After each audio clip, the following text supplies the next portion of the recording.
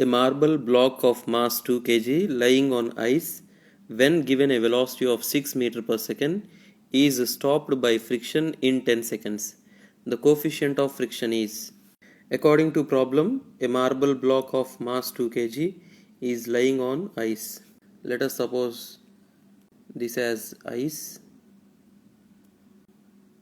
and this as marble block of mass 2 kg. It is given a velocity v is equal to 6 meter per second. Now it is said that this surface is rough. So because of the relative motion of this 2 kg block on the ice, there will be an opposing force acting on 2 kg. Let us draw free body diagram on 2 kg. Its weight 20 newtons acts vertically downwards. Normal reaction force given by the ice block will be vertically upwards. Since the body is moving towards to right with a velocity of 6 meter per second, there comes frictional force to oppose this relative motion. So in free body diagram we can see this frictional force is unbalanced force and it is against to the motion, so it produces deceleration. So we can write F net equal to as minus F.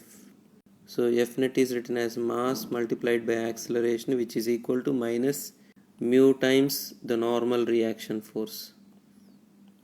And from the FBD of 2 kg, normal reaction force is equal to 20 newtons. So we can write this as 2A equal to as minus mu multiplied by 20. So this implies acceleration is equal to minus 10 mu. Now its initial velocity is 6 meter per second. It is said that in a time of 10 seconds it has come to rest. So its final velocity is 0 meter per second. Therefore from v is equal to u plus at, v is 0 equals to u is 6 plus a is minus 10 mu and t is 10.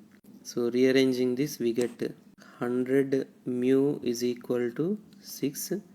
So mu is equal to 0.06. Therefore the correct option is 4.